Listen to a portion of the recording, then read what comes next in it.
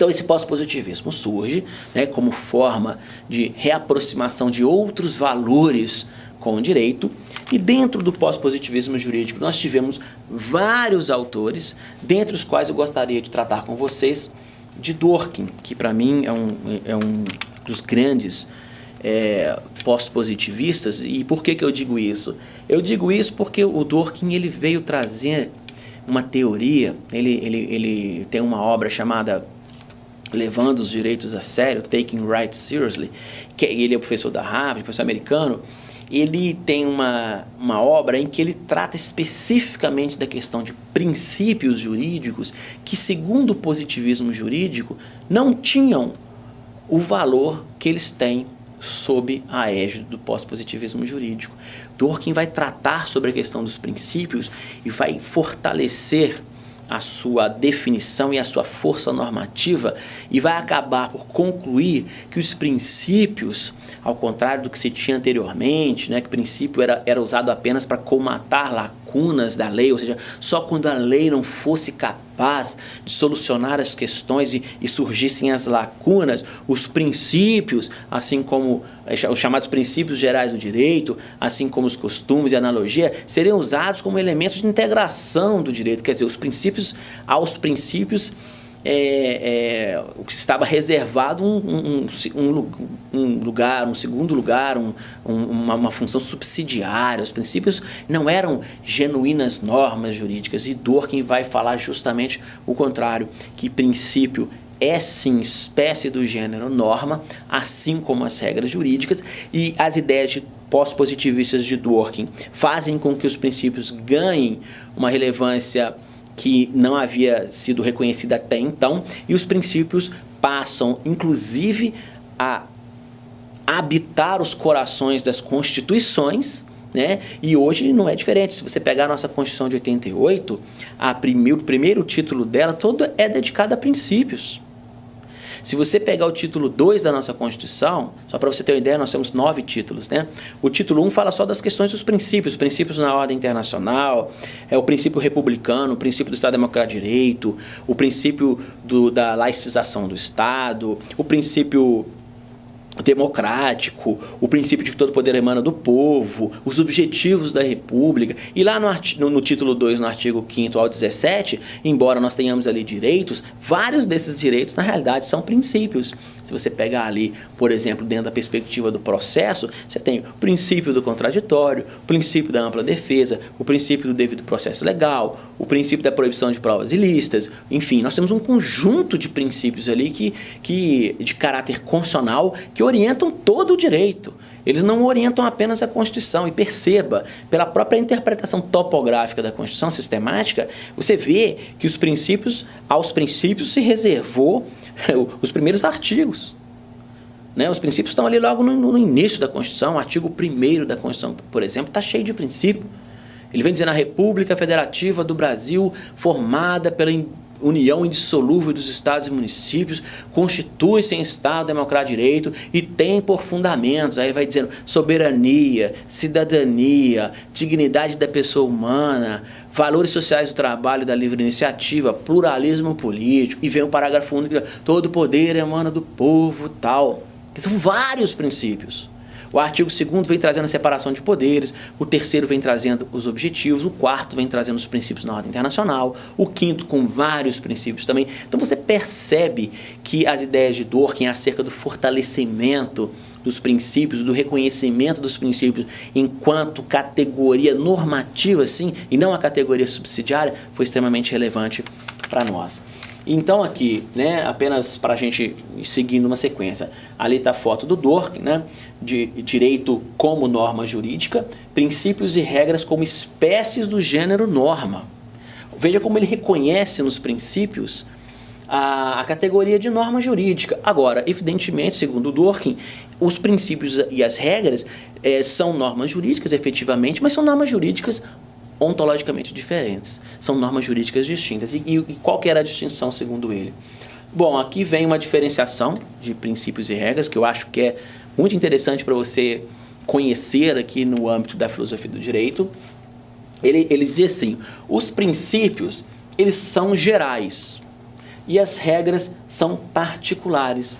Veja como é verdade. Se eu chego e digo que é um dos maiores princípios do nosso Estado de Direito hoje, Estado Democrático de Direito, é a dignidade da pessoa humana, você não consegue precisar a quantidade de situações jurídicas que são solucionadas ou dirimidas pela aplicação desse grande axioma, né? Agora, a regra não, a regra é particular. Se eu digo, por exemplo, assim, nas relações do direito do consumidor, a inversão do ônus da prova em desfavor do fornecedor de serviços ou daquele que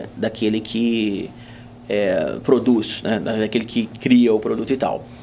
É uma regra processual. Estou dizendo apenas que se eu tiver uma relação consumerista, eu, enquanto consumidor, não preciso comprovar como eu precisaria comprovar no processo civil ordinário. Aqui há uma inversão do ônus. Então, é a parte contra quem eu litigo que deve provar que eu não tenho direito. Não sou eu que tenho que provar que eu tenho direito.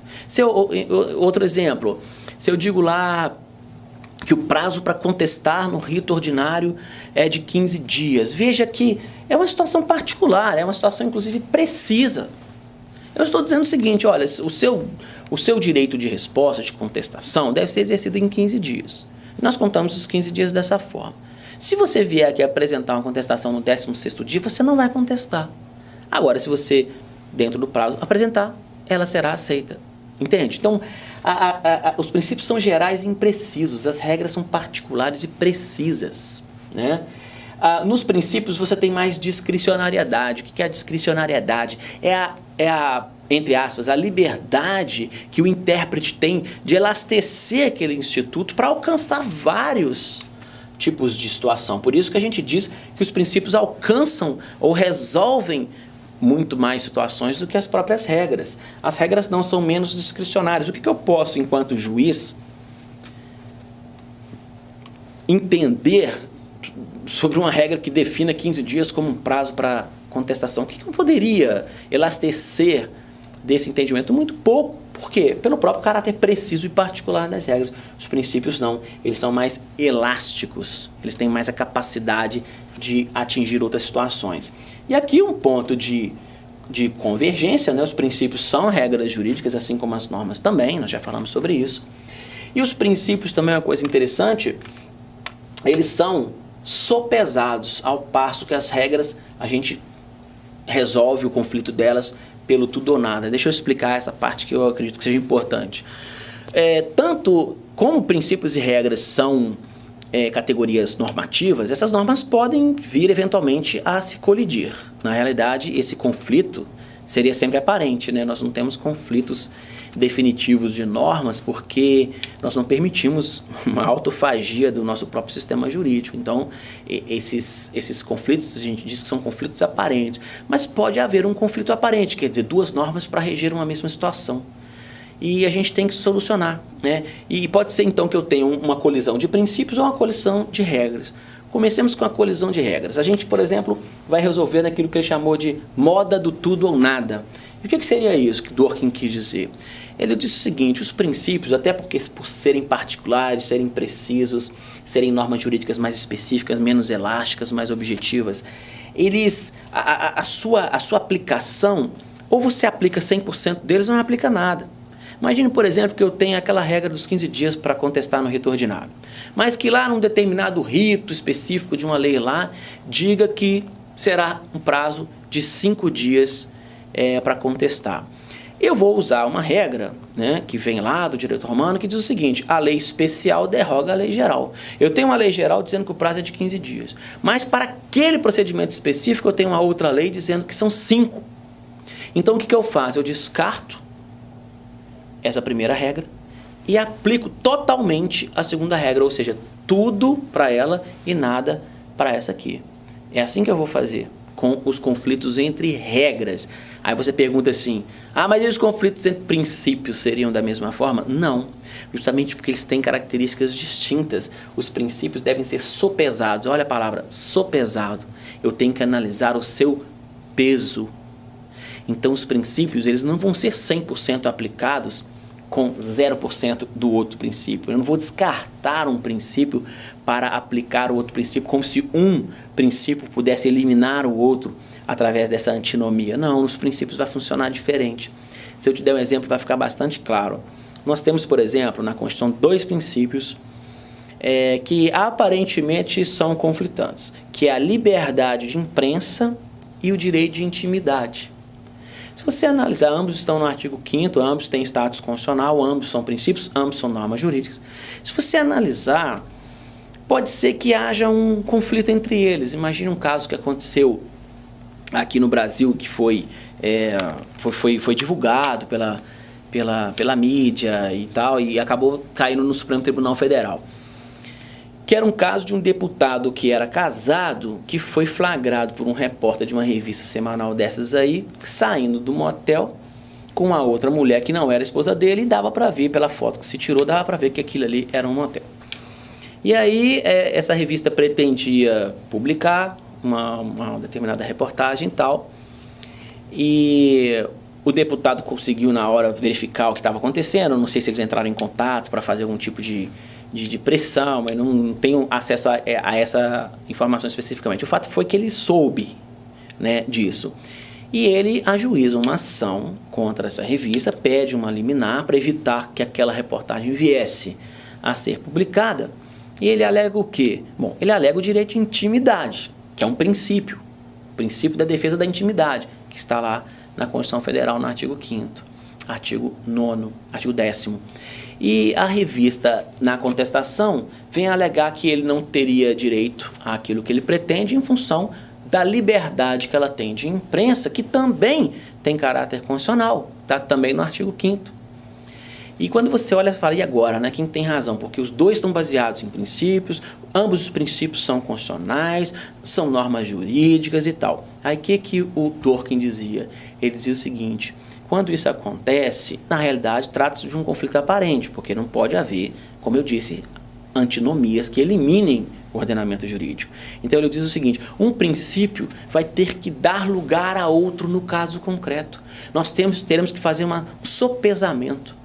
Nós teremos que fazer, inclusive, a chamada ponderação de interesses. Então, no caso concreto, eu vou avaliar qual daqueles princípios deve prevalecer em detrimento do outro. Nesse caso concreto, o Supremo Tribunal Federal deu ganho de causa ao deputado, porque entendeu que, embora exista a liberdade de imprensa, naquele momento, por ser uma situação íntima que não teria nada a ver com as atribuições de deputado, o fato de ele estar adulterando, é um problema entre ele, a amante e a esposa, é uma questão que está fora das suas perspectivas políticas enquanto deputado, não tem relação nenhuma com a atividade que ele exerce. Então o Supremo falou, embora haja realmente a liberdade de imprensa, houve ali um exagero. Houve ali ela passou um pouco do limite, porque aquela situação ali, não é que eu estou pegando um determinado deputado em um ato de corrupção, ou enfim, alguma coisa ligada à atividade dele. Ali, na verdade, não, eu estou